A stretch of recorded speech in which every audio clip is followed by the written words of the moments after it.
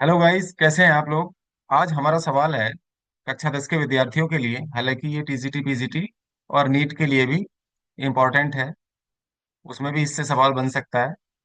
लेकिन मेनली ये कक्षा 10 के विद्यार्थियों के लिए ही बनाया है।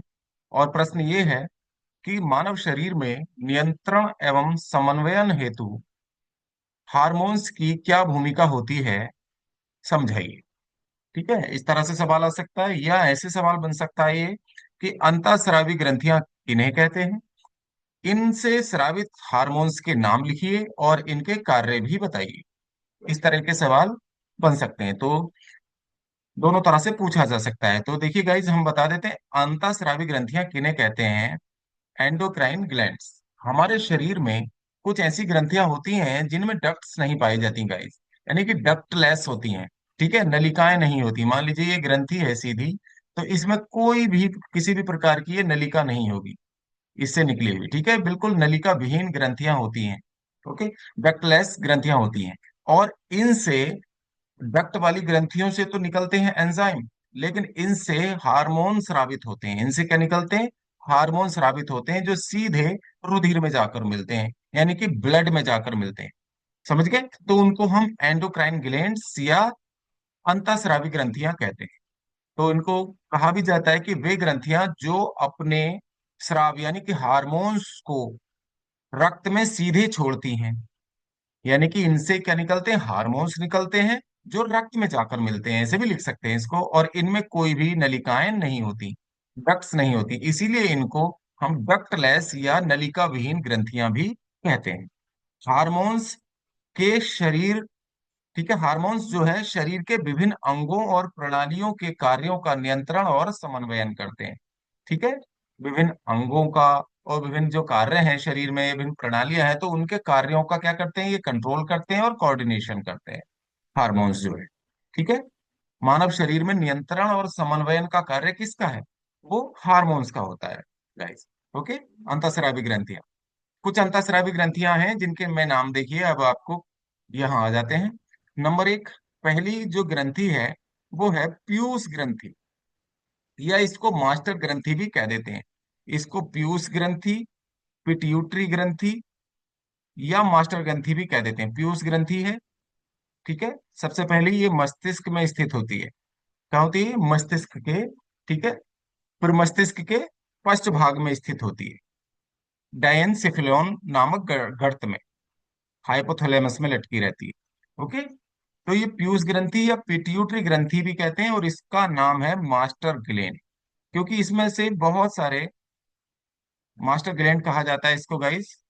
ठीक है, मास्टर ग्रंथि भी कहते हैं। मास्टर ग्रंथि इसलिए कहते हैं क्योंकि इससे बहुत सारे हार्मोन्स निकलते हैं, लगभग 14 प्रकार के हार्मोन्स निकलते हैं, जिसमें प्रमुख हार्मोन्स के बारे में यहाँ लिखा गया है।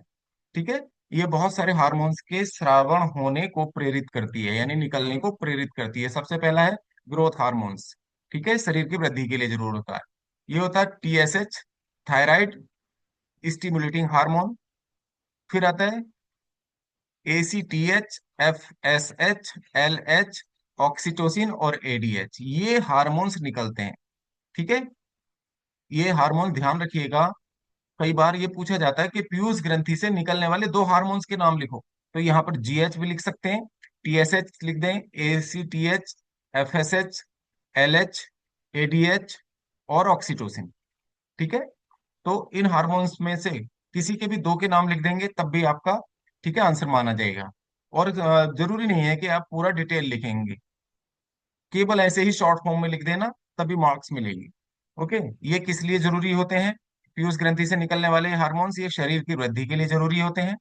ये थायराइड, ठीक है, थायराइड स्टिमुलेटिंग हार्मोन है जो टीसीएच, ये, ठीक है, इसे थायरॉक्सिन के स्रावण को प्रेरित करते हैं।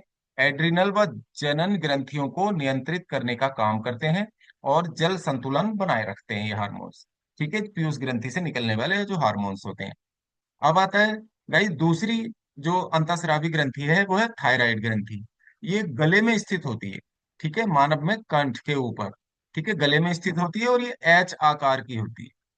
ये एच आकार की ग्रंथि होती है, गले में स्थित होती है, और इससे निकलता है T4, यानी कि थायरॉक्सिन हार्मोन निकलता है। और ट्राई आयोडोथायरोनोनिन यानी कि T3 भी निकलता है और कैल्सिटोनिन। तो मेनली तो आप थायराइड से निकलने वाला हार्मोन थायरोक्सिन होता है, तो आप थायरोक्सिन ध्यान रखिएगा, या T4। ये शरीर की उपापचय दर जो होती है, शरीर की उपापचय दर यानी मेटाबॉलिज्म को नियंत्रित करता है, वृद्धि और ऊर्जा उत्पादन में हेल्पफुल होता है ये, ठीक है। ये है उपापचय, ये गलत लिखा हुआ है गाइस, इसको ध्यान रखिएगा, उपापचय दर मेटाबॉलिज्म, ठीक है। ओके।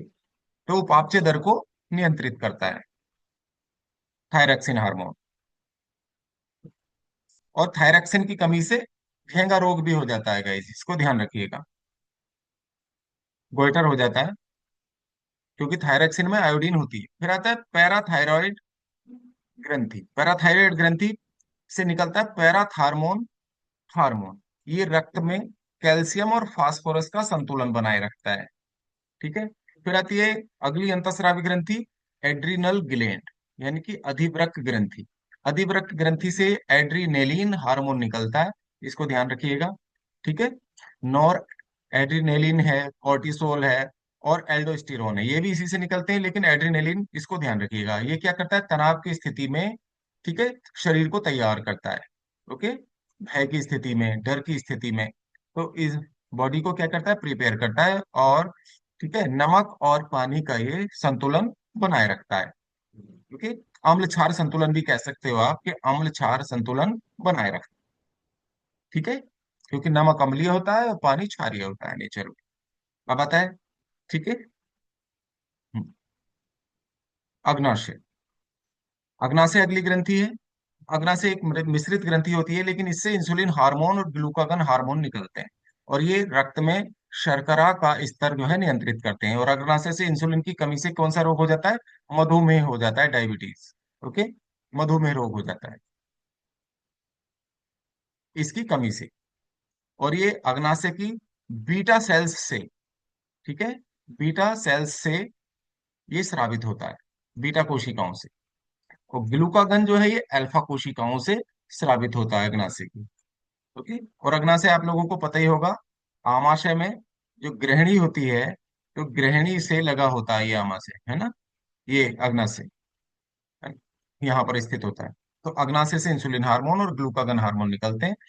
तो अग्नाशय की अल्फा सेल से ग्लूकागन निकलेगा, बीटा सेल से इंसुलिन निकलता है, और इसकी कमी से क्या हो जाता है, मधुमेह रोग हो जाता है, यानी कि रक्त में शर्करा यानी कि शुगर का लेवल जो है कंट्रोल करता है। फिर आता है अंडाशय अगला, ठीक है। अंडाशय, अंडाशय क्या होता है, ये स्त्रियों में, ठीक है, स्त्रियों में अंडाशय पाए जाते हैं, इनसे एस्ट्रोजन और प्रोजेस्टेरोन ये दो हार्मोन निकलते हैं। ये मासिक धर्म चक्र, गर्भधारण और स्त्री जननांगों के विकास के लिए आवश्यक होते हैं। अगला गाइस, अंतःस्रावी ग्रंथि है वृषण, यानी टेस्टिस, ये पुरुषों में पाए जाते हैं, शरीर से बाहर स्थित होते हैं।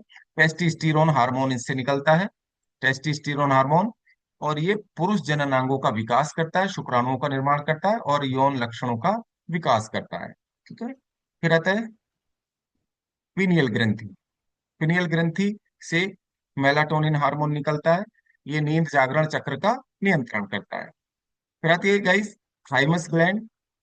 थाइमस ग्लैंड, थाइमस ग्लैंड जो है, इनसे निकलता है थाइमोसिन हार्मोन, और ये रोग प्रतिरोधक क्षमता यानी कि टी कोशिकाओं के विकास में महत्वपूर्ण भूमिका निभाता है।